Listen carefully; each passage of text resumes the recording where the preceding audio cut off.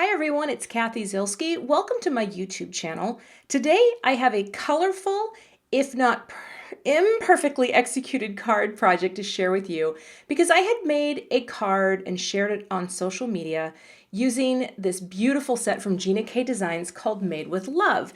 And I had a lot of questions about this card that you're seeing right here, and I really couldn't remember what Copic markers I used, and I thought, you know what? I'm going to give this a shot on video.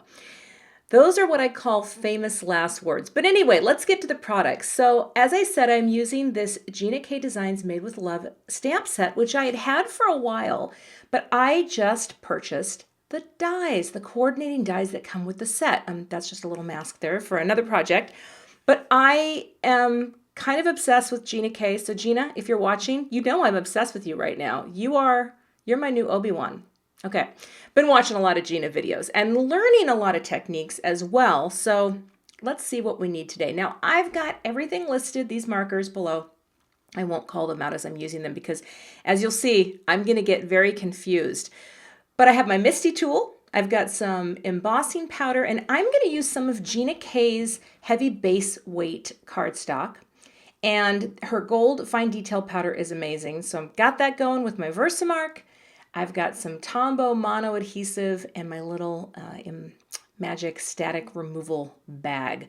All of these things and more we will be using today in this project. So first things first, I want to get started with stamping and embossing my butterfly image. Now I'm using my MISTI tool today. I've got my mini MISTI here, and I use this for everything. I really don't do any of what I call free range stamping because this just helps. It just helps me stamp a nice crisp image. So there's my butterfly. Now I have prepped the area with the magic powder bag tool just to remove the static. And I'm going to stamp 2 butterflies. I figure, whenever I'm stamping, I will always stamp an extra image or 2 because I make mistakes, and that is going to be abundantly clear in today's video. Things can go wrong in crafting, my friends, and you have no control over those things. You might think you do at the outset. Yeah, no. So I've got my Versamark here, my nice sticky ink, and I'm just going to ink this up really well, just really get a good coating on the stamp. And I'm going to flip the MISTI door, press it down, and just really press to get a nice impression. So as I'm doing this, I was thinking, okay, we're going to do another one, and I could have cut the video in half, but you know what? This is about real life, people. This is not perfection, so we're just going to go with the flow. So I'm just going to flip that cardstock around, and again, I just took the little static tool again because I hadn't really touched that part of the paper. And now I'm going to repeat the process. I'm just going to ink up the stamp again, and once I get a good coating on there, I'm going to flip it over. I just figure you've got the paper, you've got the tools out, give yourself some options for coloring, because if you make a mistake, it's always nice to have a backup. And that is pretty much my modus operandi every time I craft and stamp anything. Hashtag always make a backup. Okay, now you can kind of see on there as the light catches it. But I am going to, and this is another thing I learned from Gina. Gina doesn't use coffee filters. Gina just uses folded cardstock, and Gina uses clothespins. So I'm adopting some of her methods because I think they're awesome. But I'm just going to pour on the powder right over those butterflies and then just catch all that extra in that folded piece of cardstock. And you can see, oh, it's beautiful. Now I do usually have a little paintbrush that I'm able to dust off extra stuff, but this, I am filming not in my craft area, strangely enough. I'm filming in my spare bedroom where I have my lights set up. There's always something. But all the powder goes easily back in, and I just push that right off onto the carpet because someone's going to vacuum eventually. Do you know what I'm saying? All right, now it's time to bring in my heat tool. I'm going to run that for just a few seconds because I have learned. Did you know that if you heat up your tool and get it nice and hot, then your powder will melt faster, and the time that you actually spend putting the heat to the paper is less, and so you have less chance of warping paper. Because I'm sure you've had the experience where you're embossing something and then your paper just warps all to Hades and back. I think you know what I'm saying. That is another reason I like using Gina's heavy base weight for this, because the paper is so heavy and thick, it really holds its own on the embossing. So I missed a few little spots there, and you can always tell because it's where the shine doesn't shine, you know you haven't quite gotten it all. So there we go. You can see that pretty shine. Ah, I love that gold. So nice. Next up, we're going to start coloring.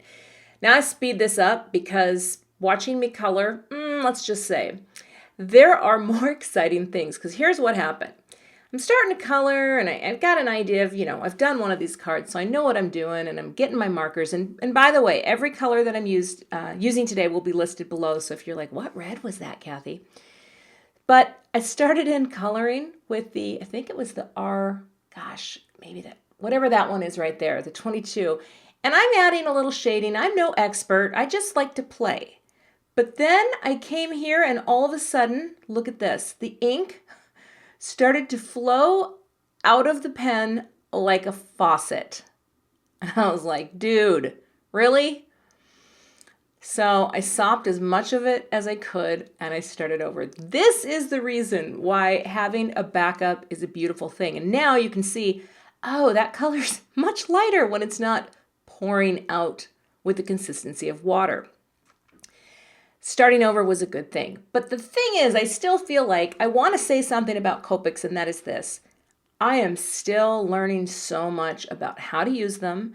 I feel like my vision is terrible even with glasses, and I can't see into small areas that well to color. And I didn't really realize this until the card was done, and I'm like, wow, Kath, could you have colored inside the lines just a little bit better? And the answer to that is, yes, you actually could have.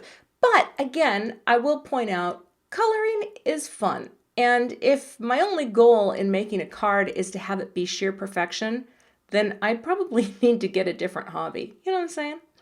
So here's the wrap up. And again, all the colors I used are listed below. I used some yellows, and I used some oranges, and I used some of actually the skin tone colors, because I just thought it was nice to have a little warmth in there with that beigey brown color. But I managed to finish him. And he's fabulous. Now, with a little blown out white balance here on my camera, I was having issues, people all over the place. But I'm using my Spellbinders die cutting Platinum 6 machine. This is pretty new to me. Just gonna line up that die, and this die makes me so happy because the first time I did this card, I fussy cut the thing. The butterfly, that is just perfection. Okay. And after I did the butterfly and cut it out, I realized, yeah, you forgot to emboss your title. Because I want to put the title on a tag. Oh, and then the die jumped onto the metal. I literally wanted to scream out, "Get out, Satan!" at this point. I really thought this video, it's going to hell in a handbasket. But it's all salvageable. I managed to stamp down my sentiment with my tag in place to kind of give me the guide. Again, brought out the gold powder. And there are smarter ways to work. Like, why wouldn't you do all your embossing at once? Well, that's because I forgot. But never say never, because there it is. My fantastic, bring it up close to the camera. Again, I could have used that paintbrush here at the workspace to get the extra off, but I think it turned out pretty good. And now, again, just put the powder away. And I went ahead and heat set that, and it looked fantastic. And now, time to cut it out. So again, this could have been done all together in a seamless order, but I made it happen, people. And I think that's another moral you can take away, just as long as you make it happen.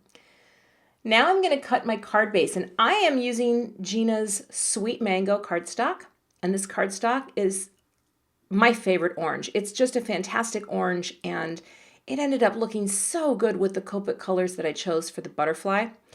Now I'm going to take the Scor-BUDDY, and I'm going to score this card at 5.5 inches so that the finished card size is 5.5 by 4.25. And I actually use my Teflon bone folder. This is a separate product from the Scor-BUDDY, just because I have better luck when I'm scoring with this, and it's just so nice on the paper. It leaves no marks. It's really easy to work with, and I'm a huge fan of that bone folder. Now I've got a piece of cardstock. This again is Gina's the heavy base weight, and I've cut it, I think it's to 3.25 by 5.5. I'm not quite sure what it is, but what I'm going to do, I learned from Gina, and that is this. Using the Scor-Buddy, I'm just going to create some simple texture for my card by scoring it at 1/4 inch across the whole space. And again, I have been watching so many of Gina's videos, which I'm sure a lot of you have too, because she has thousands upon thousands of subscribers. But just something little like this, I would never have thought to do. And I feel like it's just one of those things that once you know it, you're like, okay, this is like having your own embossing folder that doesn't take but a few minutes to add a little bit of tone-on-tone sort of texture to a piece of cardstock. So Gina, again, brilliant. I am so happy I know how to do this because I have more uses now for both my bone folder and my Scor-Buddy. Nice texture. And now it's just time to assemble the cards. So I am going to just put a little adhesive on the back of that textured panel and press it down. It's kind of blown out here, so you can't really see that texture. It comes in and out, but it's there. And now the tag is just popped up on some foam tape. And my butterfly, I'm going to use just some small, thin foam squares just to give the butterfly a little dimension as well. And I don't think this is too dimensiony of a card because the base layer or that background scored layer has just been mounted directly on. So it keeps it, it keeps it manageable. But then I place that down and that is the finished card. That's the project for today. And I guess I just want to say to anyone who's new like me, and I still consider myself a pretty new card maker, don't be afraid to try something new. I was inspired by one of Gina's videos and I decided to take the plunge. I still think I love this card, even with its imperfect coloring. I had so much fun in the process, and people, that for me is really what card making is all about. Thanks so much for watching today. Please subscribe to my channel, check out some of the other clips I have below, or come visit me at my website today at cathyzielske.com.